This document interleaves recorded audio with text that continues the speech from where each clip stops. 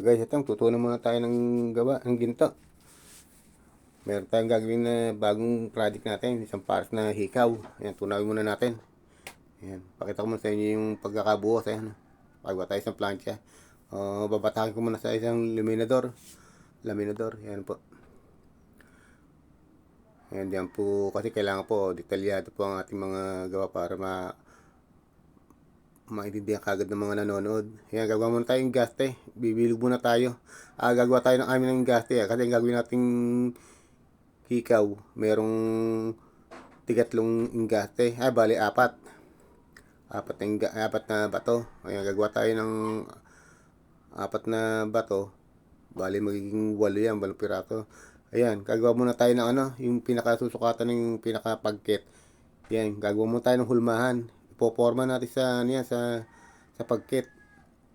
Ayan, sinusukatan ko muna yung pinakabilog ng parisan. Yung laki kasi lang gagawin natin bilog, yung hikaw na yon na kulay dilaw na yon. Ayan, diyan muna tayo gagawa ng panghulma. Yung hulma muna natin diyan para pag madali natin makuha yung yung susukatan nating hikaw. Ayan, yan. Ayan, medyo ganyan na kasi kalaki siya. Ngayon, dyan po tayo magpo-forma ng gawa sa pagkit na yan. Ayan, piporma na po natin yung, yung mga bato, yung mga ingaste. Para hindi po tayo malayo sa parisan, yung laki. Ayan. Kaya hinulma ko muna kinuha ko muna yung sukat ng parisan. Ayan po. Yung parisan na yan, yung laki lang po ng bilog ng hikaw ang gagawin natin. Isang part na Crayola po gagawin natin. Yan. Poporma po muna natin yan. Yan. Tingnan niyo po sandali pa. Para pa yan, pagka nakaporma na po yan, medyo di po tayo maliligaw ng laki. Kaya kailangan kinuha muna sa pagkit yung bilog ng laki ng parisan. Pagka dyan hinulma yung mga pyesa, mga ingaste, hindi tayo malalayo sa laki. Yan. Diyan ako medyo nauutal po. Medyo pa-practice tayo mabuti mag-vlog. Yan po, tao lang po kayo. Yan, medyo nakuha na po natin yung forma niyang yung laki. Yan, mayroong po siyang tig-apat na bato lang po yan eh. Yan. Ayan po, nakuha na po natin yung laki. Yung kabilugan ng hikaw. Yan.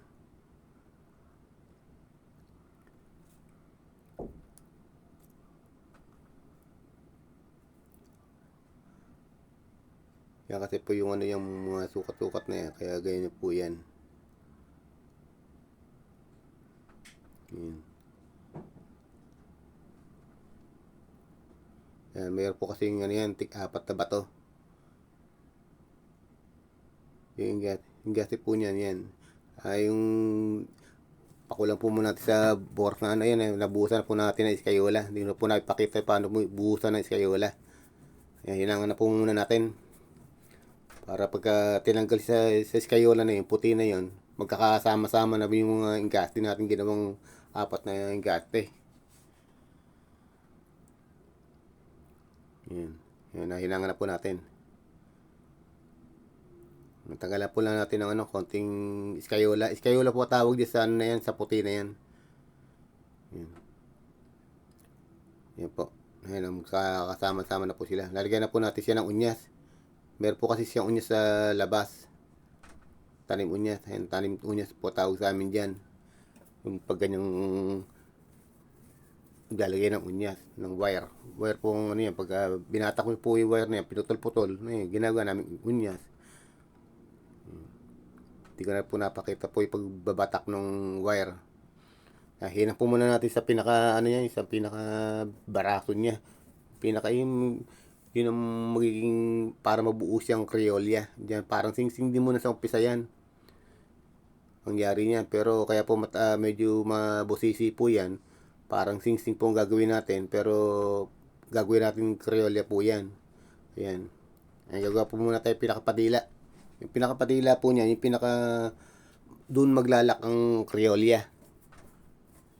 Doon maglalak ang Crayola para sumut sa tenga. Yan po.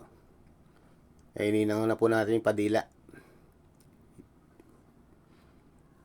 Yan. Ayan, malapit tayo makabuo. Ayan po. Kapitan na po naman natin siya ng ano, yung pinaka sabatan, yung pinaka bisagra. Yan po. Para dun siya gagalaw. Yung pinaka bisagra. Ayan, kapitan po natin yung ano, yung pinaka padila. Yung padila po tawag sa amin dyan. Ewan ko po kung ano po tawag sa inyo. Kasi mga platero po, kung ano po tawag, kung ano sa kanya, kung ano po tawag sa kanila.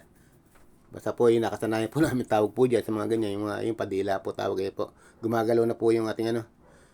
Yan. Sasalas-salas ko na lang po natin. Yan. Malapit na po tayo makayari. Yan. Sa lugar po muna natin.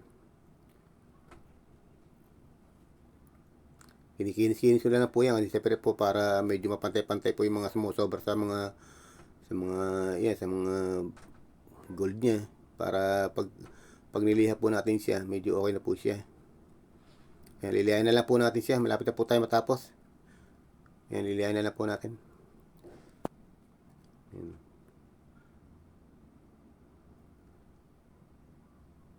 Liya-liya lang po na net para yung pagka yung na po yan, pagka kinuha po ng may-ari, okay na po yan.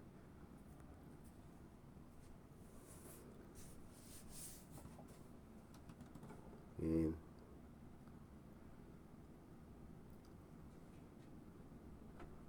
Yan, konting liya-liya na lang po yan, matatapos na po tayo. Salamat po sa mga kapanood. Thanks for watching. Yan.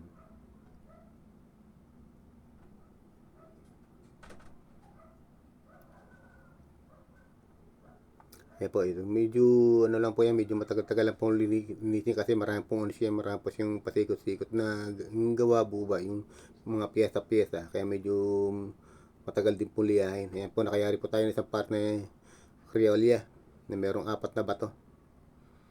Ayan po, yan, yung po lumalak sa yan, yan Creolia tawag po dyan. Ewan po kung sa inyo, kung ano po tawag sa inyo. Yan, ibang lang po muna natin.